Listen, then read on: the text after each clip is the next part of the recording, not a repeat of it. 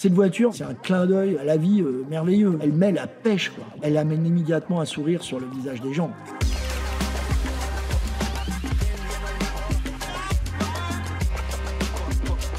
Je suis Arnaud Belloni, je suis le directeur marketing de la marque Renault. Bon, à titre personnel, j'ai pas mal d'anecdotes, hein. J'en ai acheté une. En décembre 99, je me suis acheté une Twingo initiale, à l'époque. Et puis ma maman, on a eu deux, Twingo Elite et Twingo Kenzo. C'est évident qu'on doit exploiter ce filon. Il faut le faire un peu adroitement. Je pense qu'on a trouvé la juste tonalité. Son petit surnom, c'est la grenouille. À partir du moment où on décide de relancer la voiture couleur grenouille, on s'expose de toute façon un peu à ça. Autant anticiper les choses et assumer complètement ce parti pris.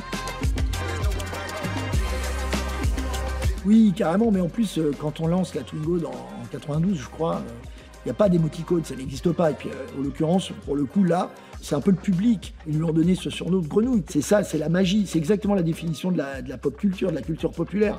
Il fallait absolument qu'on le mette dans le film publicitaire. Pour nous, c'était absolument évident.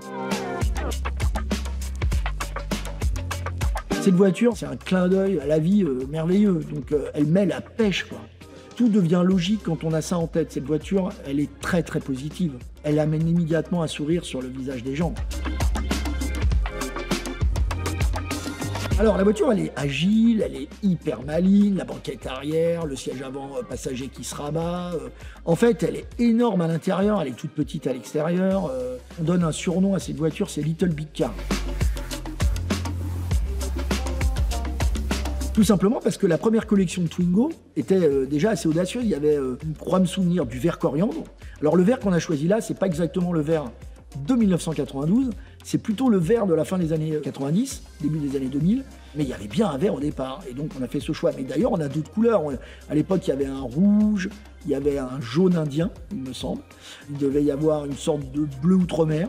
Et là, en fait, on retrouve une partie de ces couleurs réinterprétées au goût des années 2025. Et on a choisi, pour tous les derniers lancements, une couleur qui interpelle. D'abord la R5 en jaune, tout le monde s'en souvient. La R4, on a pris un bleu qui rappelle les bleus des années 60. Sur la nouvelle Clio, on s'apprête à prendre un rouge impeccable, qui impacte très fort. Et sur cette Twingo, qu'on a décidé de prendre le vert, d'autant plus que quand on voit une Twingo verte, on se rappelle immédiatement le début de l'histoire de Twingo. Alors, quand on lance Twingo, on peut pas se louper sur la musique.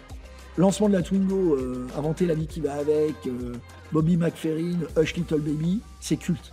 Et on a gardé l'esprit, en même temps on a totalement réinventé, on a pris un titre extrêmement contemporain, pas très loin du rap, très positif, très frais.